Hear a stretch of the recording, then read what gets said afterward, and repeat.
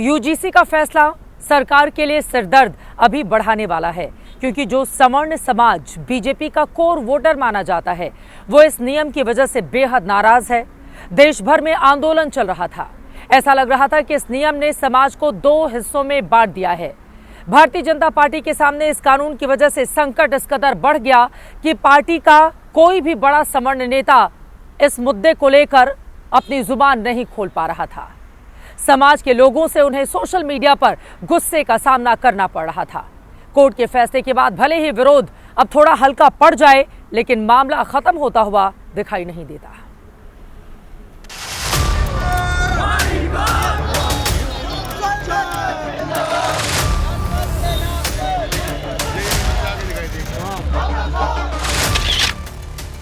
तस्वीर नंबर 1, मुंडन कराकर यूजीसी का विरोध। तस्वीर नंबर 2, जंजीरों के साथ प्रदर्शन। तस्वीर नंबर 3, सवर्ण नेताओं के घर पोस्टरबाजी। तस्वीर नंबर 4, हनुमान चालीसा का पाठ। ये महज 4 तस्वीरें नहीं हैं। ये यूजीसी के नए नियम के खिलाफ वो आवाजें हैं जिसने सरकार और सिस्टम को हिलाकर रख दिया। देश के 100 से ज्यादा शहरों में प्रदर्शन हुए। सवर्ण समाज के लोग सड़कों पर उतरकर अपना विरोध जाहिर करते दिखे। ये वो सवर्ण समाज है जो देश की सियासत में बीजेपी का वोट बैंक माना जाता है।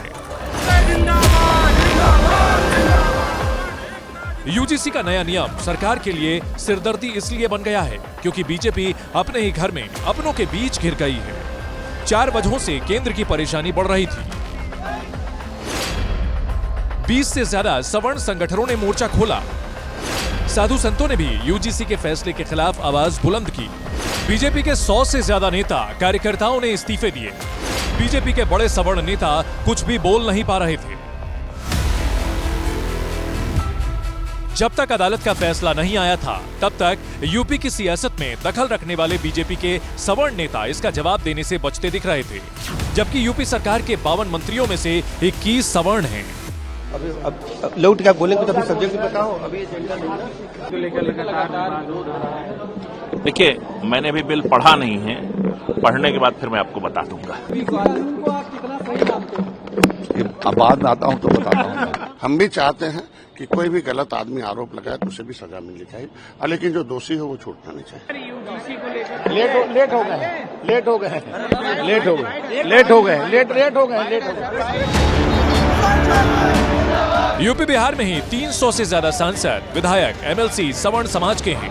बावजूद इसके इस मुद्दे पर बोलने की हिम्मत कम ही लोग जुटा पाए। यूपी में पूर्व सांसद ब्रजभूषण शरण सिंह और बिहार में बीजेपी विधायक अनिल सिंह ने फैसले के खिलाफ आवाज उठाई। कानून है, ये समाज में टकराव पैदा करेगा। जहां ऐसे कानूनों की समीक्षा की बात होनी चाहिए, अब पता नहीं किस मंशा से अधिकारी बैठ करके ऑफिसों में निर्णय ले लेते हैं। इस कानून में संतुलन नहीं है।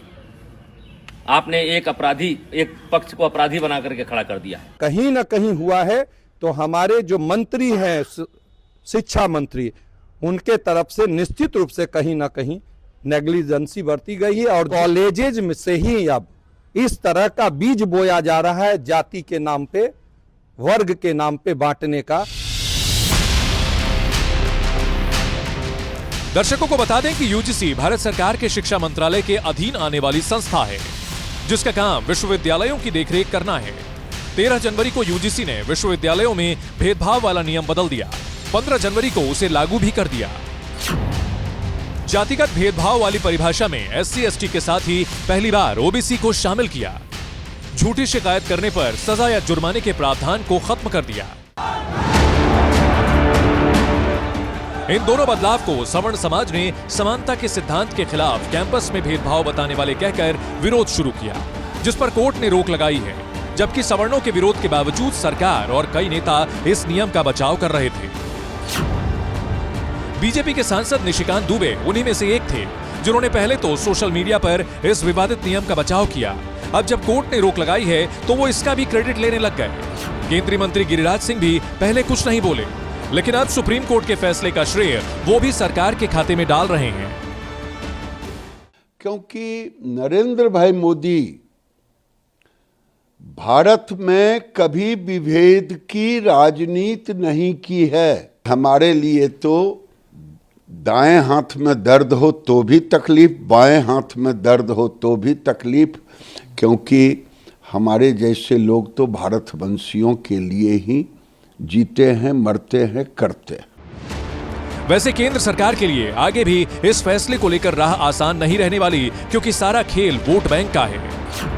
ओबीसी के कई नेता पहले से नियम के साथ थे, अब भी बोल रहे हैं। हम सबका मानना यही है कि दोषी बचे ना, दोषी बचे ना और निर्दोष के साथ अन्याय होना। विधान और जो हमारे तमाम कानून हैं उसके बाद भी भेदभाव होता, अन्याय होता है समय समय पर। सरकार का कौन सा दबाव है सुप्रीम कोर्ट के ऊपर, जो हम बार बार बोल रहे हैं कि समाजवादी पार्टी पीडीए की जो लड़ाई उत्तर प्रदेश में लड़ रही है, और ये उसके लिए बहुत बड़ा स्टेप था कहीं ना कहीं। आज जब उसमें रोल बैक हो गया, ये सरकार को मैं यही कहना चाहूंगा कि इनको खुद कंफ्यूज है। अब कोर्ट के फैसले के बाद सरकार का क्या रुख रहता है ये देखना होगा, लेकिन इतना तो साफ है कि इस यूजीसी विवाद ने सरकार और बीजेपी की सबका साथ सबका विकास वाली छवि को नुकसान तो कर ही दिया है। बढ़ी हुई मुश्किलों को सरकार कैसे रोक पाएगी, यह बड़ा सवाल बना हुआ है। हर एक जानकारी, खबर यूजीसी से जुड़ी हुई आप तक पहुंचाते रहेंगे।